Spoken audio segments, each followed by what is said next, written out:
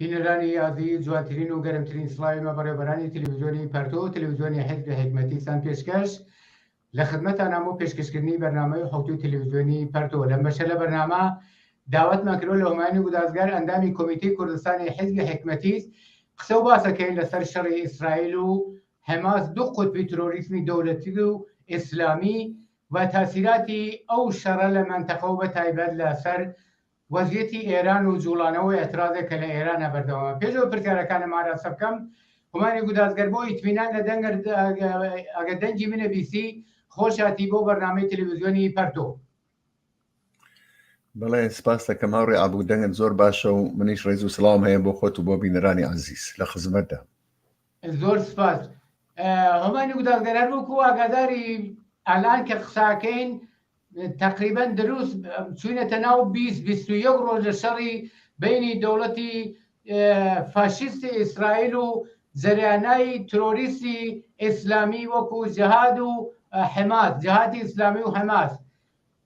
پرسیارەکەی منەمە حەزەکەم سەبارەت بەم شەڕە و پەیامەد و تاسیراتێک کە ئەم دوو قوتبی تۆریزمی دەوڵەتی و ئیسلامی لەگەڵ یەک بەشەراتوون و دەخالەت و بە جۆرێ پشتیوانیکردنی ڕۆژەکانی ئەوەڵی جمهوری ئیسلامی و شەخسی خامنەیی لە حەماس و دواییش پاشەکشێکردنی لەو مەوزوعە کە گوایە پشتیوانیان لێ ناکەن یا دەخالەتی ئێوانیتیانە. حەزەکەم پرسیارەکەمەوە بکەم کە ئەم شەڕە چه تاسیراتێکیە بێ مستەقیمەن لەسەر جونبشی ئێترازی کە لە ئێرانە دژ بە جمهوری ئیسلامی حدێقە لەگەر بگەڕێنەوە بۆ کەمتری ماوەی لە 96 وەسیعەن لە ئێرانە بەردەوامەوە بەتایبەت 1401 دژ بە جمهوری ئیسلامی چه تاسیراتێکی بێ ئەم شەڕە لەسەر ئەو جوڵانەوە؟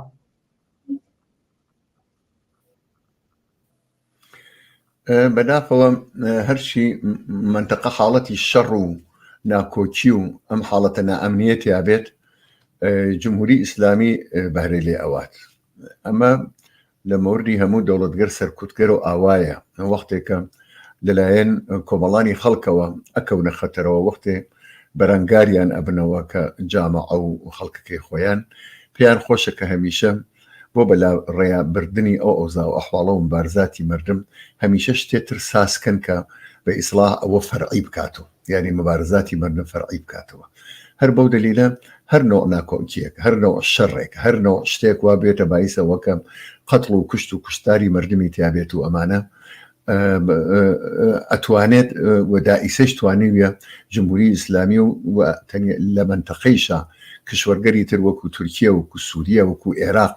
و نیروگەری ڕەشی ئیسلامی لە منتەقەکە دەوڵەتی ئیسرائیل و تەواوی ئەو کشوەرانە ئەتوانن بۆ ئەوە کە تەوەجۆی وڵاتی ناوخۆی وڵاتەکەی خۆیان بە ئیسلاح منحرفکەن لە مبارزات و ڕوویەکە لە ناو کشوەرەکەی خۆیان هەیە یا لە بحرانێکەوە هەسیان ئیسە بحرانی اقتصادی بێ، بحرانی حاکمیت و دروستکردنی دەوڵەت بێ وەک ئیسرائیل یا هەر بحرانێتتر بێت ئەمە بە نەفیانە و حەزی پێ ئەکەن. لە مەوردی ئەم شەڕە مشەخەسەوە کە لە غەزە و لە ئیسرائیل هەیە واقعیت ئەوەیە کە نیروگەر هەموو وڵاتەکان هەموو وڵاتانی ئەو منتەقە هەروەها کشوەرگەر غەربی و بەتایبەت ئامریکایشی لەگەڵ بێ زۆریان پێ ناخۆش نییە ئەم شەڕە وجودی بێت. ئێمە پرسیارەکەی تۆ ئیسا سەبارەت بە ئێران بوو هەر لەسەرەوە مەحدود مێنینەوە ئەگەر کاتتە بوو لەسەر ئەوانی شەتوانین قسە بکەین. جمهوری ئیسلامی دا ئیسا موقتەن توانیوێ لەمە جۆرهایە بەهرە بووە بۆ ئەوە کە لە معادڵاتی بینە ملەلیا بۆ خۆی وەزنەیە بێت لە ناو کشوەرگەری منتەقا بۆ خۆی وەزنەیە بێت و وهانیشان بات کە قسەی ئەو ئەتوانێت تەسیری هەبێ لە خاسکردن و خراپکردنی بارودۆخی شەڕ لە ئیسرائیلە. بێژگەلەوە لە ناوەوەی خۆ هەروە کە من لە قسەکانی ئەوەڵمان باسم کرد بۆ سەبایسەوە کە حاڵەتێکی بە ئیسلاح ترس و وحشت لە نێو جامعە بڵاو بکاتەوە کە ئەوە تهدید ئەکرێن ئیمکانی هەیە کە جمهوری ئیسلامی پتلیە لە بەم شەڕەوە دارودەسێ خۆی دەیرێتە سەر شەقامەکان بۆ پشتیوانیکردن لە حەماس و دژی جمهوری دژی ئیسرائیل و کەشوهەوای ناو جامعە تا ئەنازەی بەلا ڕێیا بات و ئەو ئاعترازاتەوە بەرەوکی پێکردبێت تا ئەنازێ فەرعی بکاتەوە. ئەمانە چگەرێ بوون کە تا ئیسە جمهوری ئیسلامی سو ئیسفادەی لێکردەوە لەم شەڕە کەڵکی لێوەرگرتووە، بەڵام ئەوەی کە هەڵەگەڕێتەوە بۆ ئیسلامی سیاسی لە منتەقا بە گشتی و بە تایبەت بۆ جمهوری ئیسلامی بە نەزەر من درێژ مدەت ناتوانێت نە ئەم شەڕۆنە هیچ شەڕەتر ناتوانێت جمهوری ئیسلامی و ئیسلامی سیاسی حاکمیەتی ئیسلامی سیاسی لە ئێرانە لەبەر شەپۆلی ناڕزایەتی و ڕق و بێزاری مردم بە نەزەر من ناتوانێت لە ئەمانە بێڵێت و ناتوانێت مەحفوظیکە چۆن مؤلفەگەری تر مەسایلی تر هەیە لە نێو جامعی ئێرانە زۆر ڕیشەدارترن مربوطە بە مان و نەمانی مەدەنیەت و ژیان لە نێو جامعە مربوطن بە نەمانی ئەمنیەت بە کورتی بڵێم بەل لە ئەم شەڕە و پێش ئەم شەڕە و پاش ئەم شەڕیشە مردم لە ئێرانە جۆرەهایە تەسمیمی خۆیان گرتووە کە جمهوری ئیسلامی وەکو حاکمیت ناوێت لەبان سریانەوە بمێنێت یەک زەڕە لە نێو جامعی ئێرانە من پێم وانە باوەڕ ئەمە مابێت کە جمهوری ئیسلامی ئەتوانێت درێژ مدەت حاکمیت کات و حکوومەتی سەر بانسەری خەڵک بێت لە ئێرانە گەرەکماوە بڵێم کە بحرانهایەکی ڕیشەیەتری ئیجتماعی هەیە بێئاعتمادی و تەنەفرێکە لە نێو جامعی ئێرانە کۆبووەسەوە لە ئەم چەند دەهەی گوزەشتا تازە حکمی بەوە داوە کە مردم جمهوری ئیسلامیان گەرەک نییە بە دەلایلی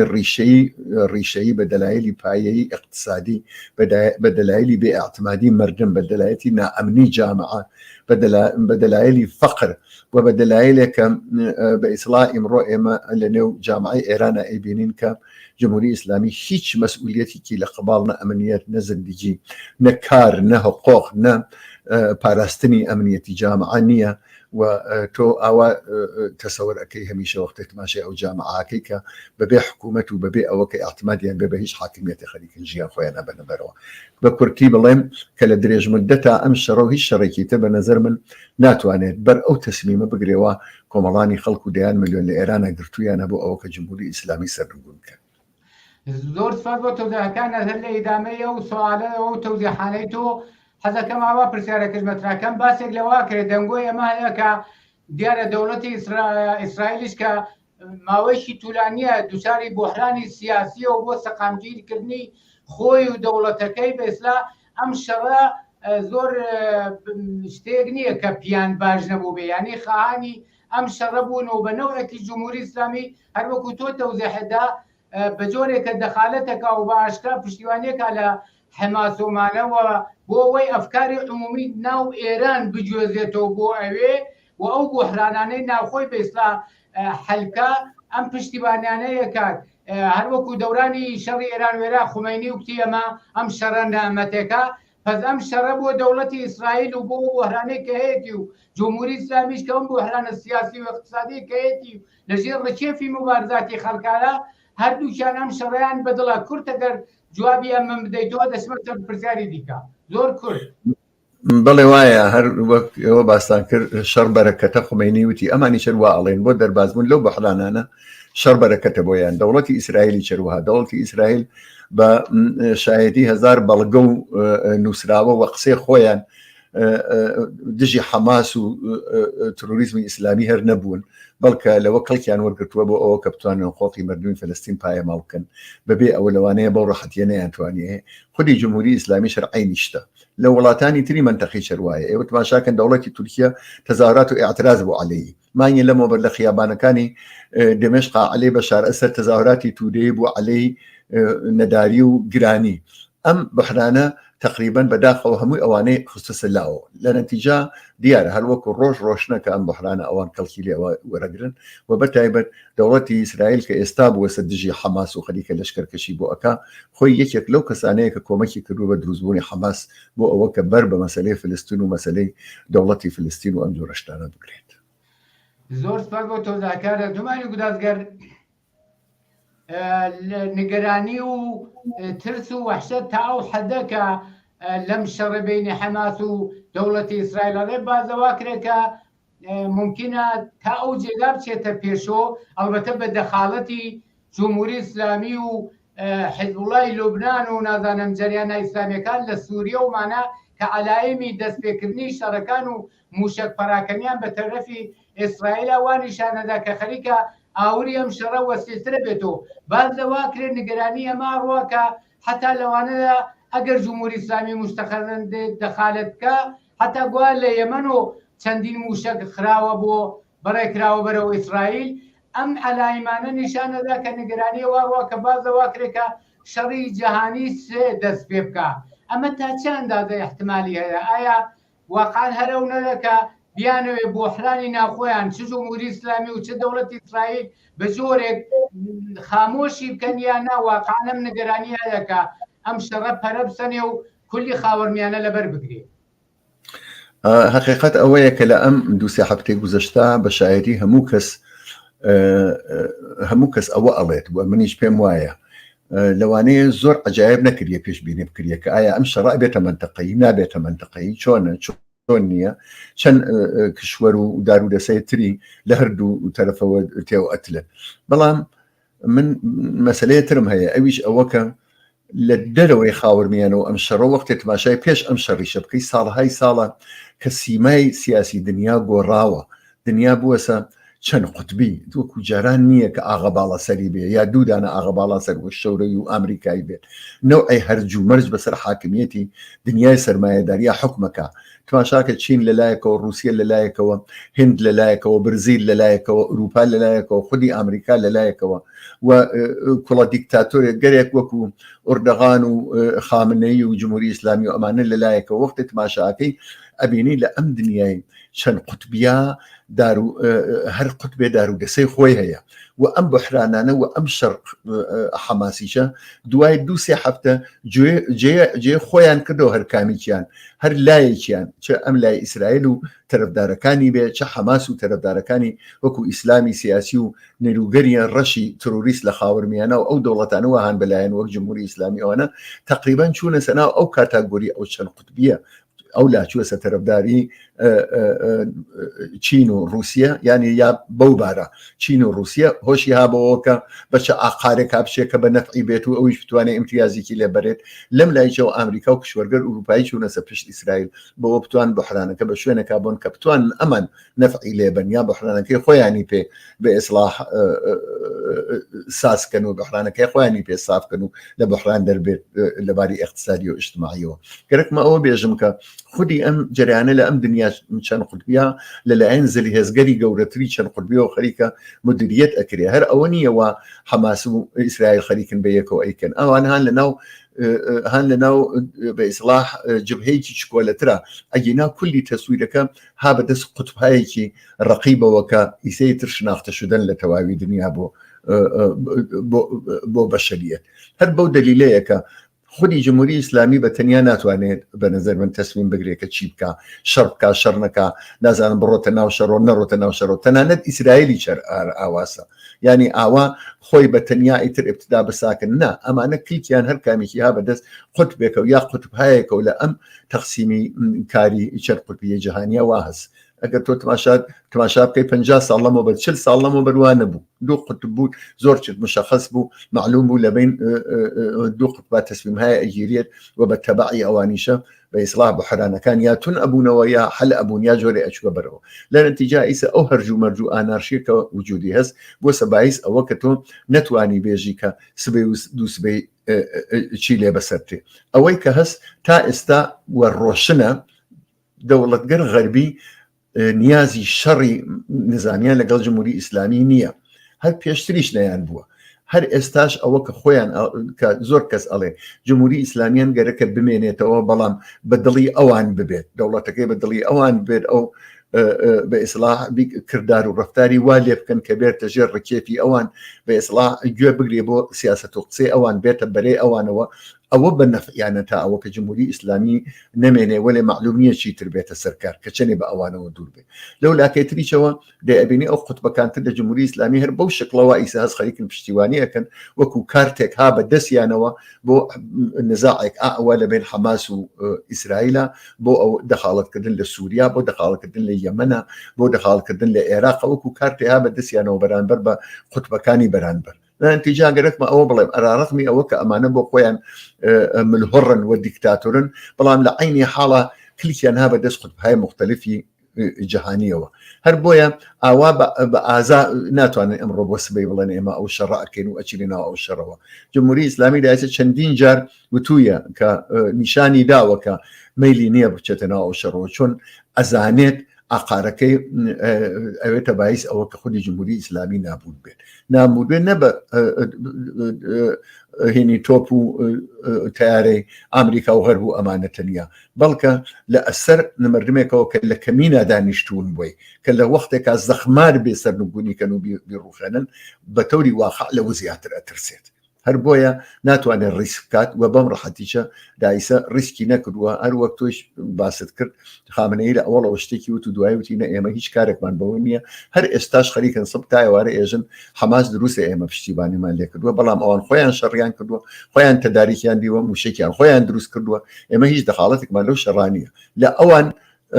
شێلگیرتر دەوڵەتی ئامریکایە کە زوو ئێژێ ئێمە هیچ شاهد و هیچ بەڵگەومەدرێکێکمان بەدەستەوە نییە کە ئێران دەسی لەم شەڕابێ یانێ خەریکن بە ئاشکرا ئەمە ئێژن کە گەریکیانە خۆیان لە هاتنە ناوەیە ئێران خۆیان بپارێزن و هەروەها لە حمڵەکردن بە ئێران خۆیان بپارێزن تا ئێستا ئاواسە ئەوە کەچی پێێت لە ئاەندا خۆتان نزانن دائیسەیتر یەواشی واش مەیان شەڕ گۆزراوەسە بۆ سازمان ملل و بۆ مەجموع عمومی سازمان ملل و ئەم دانەکە قەتنامە بێرێ ئەو تروتۆیەکە ئەو قەتنامە تێرێ ئەو تروتۆیەکە و لە ژێرەوە هەر لە ئێستا و ئامریکا و ئێران و باقی کشوەرەکان تر خەریکن مزاکراکەن جۆرێک بازاری دیپلۆماسی و ڕایزەنی ئیسە گەرم بووە بۆ ئەوە کە ئەم شەڕە ڕوو بکوێ بچێت بەڵام لە عەرسەی نزامی و لە مەیان شەڕاچی ئەکرێت بەڕاستی هیچ معلوم نییە ئیسرائیل ئەگەر ئەوە بەو شێوە جەنایەتکارانە خەڵکی جنۆساید کردووە لە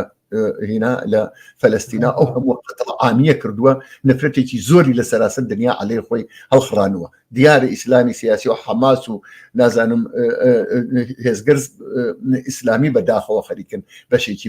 بەهرەی لێ ئەبن بەڵام سرفی ئەو کوشتارە بۆ سەبایسەوە کە ئاعترازاتێکی عمومی لە زۆربەی لە کشوەرەکان دنیا عەلەی ئیسرائیل هەڵسێلێن تجا ئەویش ئیسە محتاترە بۆ ئەوە کە خۆی گەرێکی حمڵە بکا بە غەزە و نازانم خەڵق قەتڵ عام کات و ئەمانە دەی ئەوە لەلایەکەوە لایەترەوە ئەگەر نەیکا و هەر لێرا بێسێتەوە و ئاتەشبەس بکرێت دەی دۆڕاوە لەباری نظامیەوە هەروەها لە باری سیاسیەوە دۆڕاوە مەوجی بەرگشتی ئەمە هەڵەگەڕێتەوە بۆ خودی حاکمان لە ئیسرائیلە و ئەمجارە لە ناوەوەی خۆیانەوە خەڵک بەرەوەی گیانیان ئەڵێن ئەم سەرنوشتانە بۆچی بەسەر ئێمە بە ئیسڵاحدا سەپان خۆ ئێمە ساڵهای ساڵە ئێژین ئێمە گەرەکمانە سوڵحکەین جنبشی زگدیژەن یا ئاشتی لەگەڵ فلستینیەکان لە نێو ئیسرائیلە زۆر قەوی هەری سێش قەوی هەر لەم ڕۆژانی چا تەزاوەراتیان کردووە ئەمجارە ئەوان بەرە بنگیان دەوڵەت ئیسرائیل وە ئەڵێن ئەم سەرنوشتە بۆچی بەسەر ئێمەتان هەدا سەپان و بە شێوەیەکی ئاشتی و سڵجویانە سەرنوشت ئێمەتان ڕقم لێنەدا منزورم ئەوەیە کە نە جمهوری ئیسلامی تەوان و میل ئەوەیە هێشتا بێتە ناو ئەم شەڕۆ نەک شوەرگەر غەربی گەرەکیانەکە پەرەبەن بە ئەمە لایەتریشەوە ئەگەر نەیکەن چی ئەکەن بلەخەراشێ شتێک بدۆزنەوە کە بتوانن بە ئاقارێکیا بوون ئەوەی کە ئەم دیپلۆماتانە ئەڵێن بۆرد یا کەسێ باختی نەبێ یا کەسێک ژنەکەوێتە ژێر و ئەمانە لە ئەم سەحنا ماوەسەوە ئیسا ئەوە دیتانیم شەو لە سازمان ملەلا بۆ هەر کەسێ بۆ خۆی قسەی ئەکرد و وەزیر ئومور خارجی ئێرانی چەڕەشەی خۆی کرد و ئەمانە بەڵام ئەمانە فقط بلۆبی دیپلۆماتیکن سەرنوێشتی ئەسڵی لە ئەوە ڕۆشن ئەوێتەوە بە نظر من ئەگەر بە شەریەتی متەمەدن و ئازادی خواز لە دنیا بێتەمەیان جارێ بۆ هەمیشە بتوانێت ئەم مەعزلە هەڵکات و ئەم نەکبەتە و یا ئەم بەدبەختیە کە خەڵکی فەلەستین و هەروەها خەڵکی ئیسرائیلیش بەدەستی دوو فاشیست و ترۆریستەوە گیریان کردو بتوانن جێبەجێکەن و حەلیکەن و بە شەریەت لە ئەو منتەقە لە دنیا نەجات بن. زۆر سپاس بۆ تۆداکان هەمانی گودالدەن ئەوەی کە زۆر ڕۆشنە تەواوی دەوڵەتانی سەرمایەداری بۆ گواستنەوەی بۆحرانی ناوخۆیان مشەخەسەن ئەمەی ئیسرائیل ئەوە جمهوری ئیسلامی بە زۆر شوێنی دیکە بۆ جۆزانەوەی ئەم بۆحرانانەی ناوخۆیان هەمیشە احتیاجیان بە شەڕ و بەهانە و جەنگ و ئەمە هەرە لایەکۆ لایەکی تریشۆ بۆ بازاری فرۆشی مهمات و تەسلیحاتەکەیان چه ئاشکرا و مستەقیم یا غیرە مستەقیم احتیاجیان بەم بازاری جیهانیە دەکا لە هەر تاوێ لە شوێنێکە شەڕێک سازکەنەوە شەڕی ئۆکراین ئەمە شەڕی ئیسرائیل و حماس هەموو ئەمانە لە گەرماگەرمی ئەم شەڕەدا ئەم دوو قوتبی ترۆریزمەدا ئەم نیگەرانی وجودی هەیە تۆ باست لەوە کرد کە نفرەت کە بە دروست باست کرد نفرەتێکە خەڵکی متەمەدن و ئازادی خواست لە هەردوو بەشی ئەم شەڕە وەکو ترۆریزمی دەوڵەتی وەکو جەریانە ئیسلامی و زدی خەڵکیەکان وجودی هەیە و ئەمە خەریکە زۆرتر شکڵەگرێ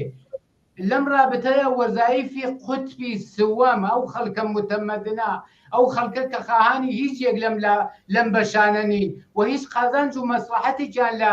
نە ترۆریزمی دەوڵەتیەکە هەیە نە لە ترۆریزمی جەریانە ئیسلامی و ارتجاعیەکان و بەعام بەشەرێتی متەمەدن و وەزایفی قوتبی چەپ و کۆمونیست و مشەخەسەن حزبی حکمەتی کە تەرەفداری ئەم جەهەتەیە کە مدافعی خەتی دنیای ئازاد و بەرابەر و ئەمن و ئاسایشە لەم رابطەیە چەر وەزایفێکەوێتە سەرشانی بەعام ئەم خەڵکە و مشەخەسەن ئەم حزبە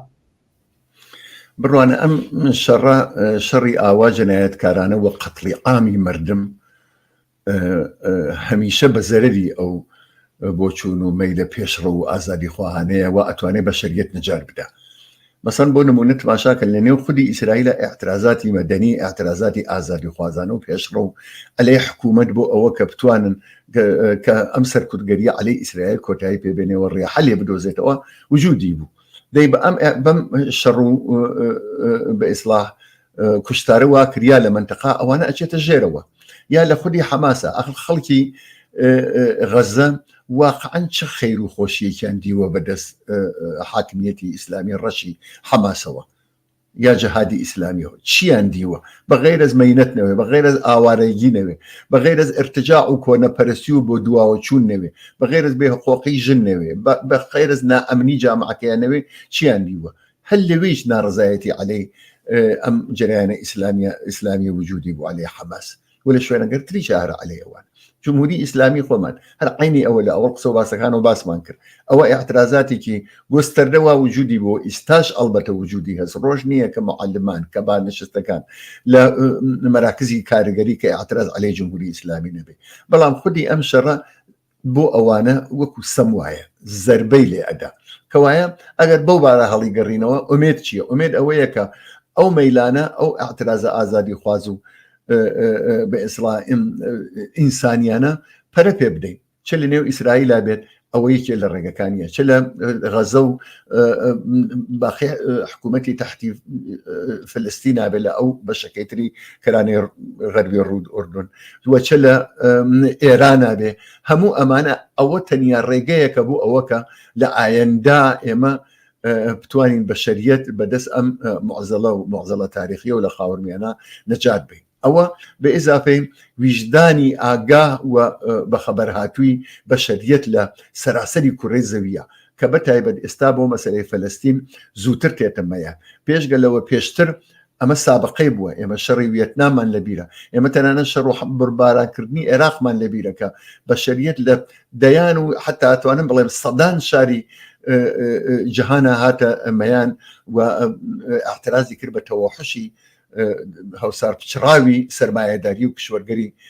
غەربی ئێمە هیچ ڕێگەیەکمان نییە بەغێرە سازماندانی ئەم جبهەی سێومە نەبێت چ لە نێو ئیسرائیلە چ لە نێو غەزا چ لە ئێرانە و بەتایبەت بۆ ئێمە وەکو کۆمونیستەکانی جامعەی ئێران مهمە سەرنگونی جمهوری ئیسلامی ئەتوانێت نەخشێکی تەعین کونەندەی هەبێت لە پاشەکشێکردن بە جەرایاناتی ڕەشی ئیسلامیە ئەتوانێت نەخشێکی فرعمدەی هەبێ لە دەست باڵا پەیاکردنی مەیلی ئازادی خوازی و عەداڵەت تەڵبی لە خاوەرمیانە و ئەتوانێت تەشەنە بکات تەنانەت ناو ئیسرائیلیش کە ئەم مەوجی جنبشی سوسیالیستی و ئازادی خانە بەرۆک بگرێ بە ڕژیمی فاشیستی ئیسرائیل و بە ئەو فاشیستانە کە حدودی زیاتر لە نیو قەرنە لەوێ خەریکن بە حاکمیەتی سەرکوتگەرانەی خۆیان ئەم تەفرەقەیانە لە بین خەڵکی ئەو منتەقا بە وجود هاوردووە کەوایە معلومە ئێمە ئەشێکی بکەین معلومە هیچ ڕێگەیەک ترمان غەیرەز بانگەوازکردن بۆ هاتنەمەیانی بە شەریەتی ئازادی خواز و باویژدان نییە جگەلەوە تا بە هەر شێوەیە بۆمان ئەکرێت لە فەلەستین بێت لە ئیسرائیل بێت و بەتایبەتەر وەک باسم کرد لە ئێران بێت قەویکردن و هاوردنە مەیدانی جنبشی ئازادی خوازی و سەرنگونی تەڵەبانە عەلەی ئیسلامی سیاسی و جمهوری ئیسلامیە کە ئیتر ئێستا تقریبا ئەتوانم بڵم یەک بە یەکی خەڵکی ئێران ئەیناسن خەڵکی ناوچەکە ئەیناسن دنیا ئەیناسی ڕوخانی جمهوری ئیسلامی سەرنگونکردنی جمهوری ئیسلامی زربەیەکی کاریە لە ئیسلامی سیاسیکە تەسیرەکەی لەسەر هەموو دارودەسەی جانەوەری ئیسلامی لە خاوەرمیانەدا ئەنێت و نەخشێکی گەورەی ئەبێ لە پاشەکشێکردن پێیانە و ئەمە خۆی دەرفەت ئەدا بە جنبشی ئازادیخایی لە ئەو وڵاتانە لە ئیسرائیلە لە باقی شوێنەکانترا کە بتوانن بێنەمەیان و سەر بەرزۆکەن ئەم جارە ئەوان قسەی حەسابی بکەن بۆ ئەوەکە مەسەلەی فەلەستین و ئیسرائیل چۆن حەل ببێت. زۆر سپاس ومانی گودازگەر حاڵکەم پرسیارە تر بکەم چون 2-3 دقیقە وەختمان ماوە خارج لەم مەسەلەی دەخالەتکردنی جمهوری ئیسلامی و بە ئیسلاح پشتیوانیکردن لە حەماس و بە قەولی کوردیڵێ ئەشکی تیمسار ڕژاندن بۆ خەڵکی غەزە وەلەلای لەناو ئێرانە دەسە لاوان و جوانان و ئینسانە ئازادی خوازەکان ئێدام دەکا و سەنگسارەکە و دەگرێ و دەکوژێ و زیندانیانەکە پێدوانە هەلێکی باشە بە پێچەوانەی پرۆپاگەندی جمهوری ئیسلامی کە ئێوێ بۆ هەرانەکەی بجێدێتەوە بۆ شەڕی حەماس و ئیسرائیل لە منتەقەدا پێدوانی ئەمە فرسەتێکی زۆر لەبارە بۆ ئەو قین و تووڕەی و ئێتراز و مبارزە بەرهەقەکە خەڵکی ئێران بە ماوەی 44 ساڵ دژ بە جمهوری ئیسلامی و بە تایبەت لە 2 ساڵی ڕابردووە دژی جمهوری ئیسلامی هاتوونەتە مەیدان پێدوانی ئەمە فرسەتێکی باشە بۆەوەی کە هەرە شتەی خۆت باسم کرد بۆ سازماندان بۆ ئێترازێکی یەکدەست و یەکپارچە دژ بە جمهوری ئیسلامی و ڕوخانی جمهوری ئیسلامی پێدوانی ئەمە فرسەتێکی لەبارە بۆ خەڵکە بە پێچەوانی ڕژیم ئەزین چۆنە مبارزە عەلەی جمهوری ئیسلامی هیچ وەخراو نەوەستاوە هەر ئێستا تماشاکە کەسێک یەک کەلیمە قساکە لە شوێنێ فۆرن ڕۆن ئەیگرن یانێ بە تێعدادی ئەو کەسانەی وانە یاری جمهوری ئیسلامین بە تایبەت لە ڕۆژنامەنگارەوە بگرێت لە نویسەندەوە بگرە هونەرپیشەوە بگرێت تەنانە ئەو کەسانەی وا حدودی 40 ساڵە لە پاڵدەست خۆیانە فزەیان نەکردووە عەلەی جەنایەتی جمهوری ئیسلامی تەحەمڵیان ناکەن ئەوە نیشانەی ئەوەسە کە ئەو مبارزاتە لە جامعەی ئێرانە هێشتا هەر وجودی هەیە بەڵام یەک مەسەلە کە هەست جمهوری ئیسلامی لە ئەم فەزای جەنگیە بۆ ئێرعابی جامعە بە ئیسلاح ئیسفادەی کردووە دارودەسەی خۆی دارودەسەی ارتجاعی مەسەبی لە تەواوی بە ئیسلاح شارەکانە لە ئەو بنکانە لە مەقەڕە دینیەکانە تماشاکەن لە شارەکانە ئەخەنە ڕێیە بە تەزاهرات و بە سروود خوێندن و بە ئەڵڵاه ئەکبەرکردن ئەمانە فەزاکەیان تا ئەنازەیەک بە ئیسلاح بەو مەعنا گردووە سەدەس و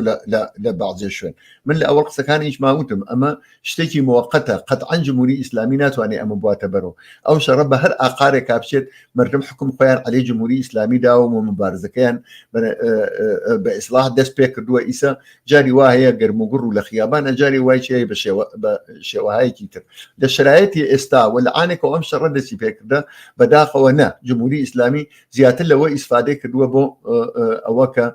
تەوەجوی جامعە بەلایەترا بەرێ بەڵام لە نەزەر منەوە موافق نەبووە بە نەزەر من هێشتا موافق نەبووە ئەوەی کوا لە ناو جامعەی ئێرانە لە ناو 80% مردمای بینین گوێنەدانە بە ئەو ڕمبازێن و کەفچەرانە لە خیابانەکانە بۆ پشتیوانی لە حەماس و نازانم پەرچەمی ئەڵڵاهوە بەرچەرخان و ئەمانە و 80% ئەو جامعە ئەتوانم بڵێم هەر لە کەمی نادانیشتون بۆ ئەوە کە فرسەتی گیر بێرن و جارێکی تر ئەم جارە جۆرە بێنەمەیان کە ئیتر ڕێگەی بەرگشت و هاتمانەوەی جمهوری ئیسلامی نەوێت ئەم ئەوزا ئەحواڵە بە هەر لایە کاپچێت جمهوری ئیسلامی سەرنوێشتەکەی معلومە بەڵام من وتم ئیتر بەشێکی زۆری هەڵگەڕێتەوە بۆ ئەوە کە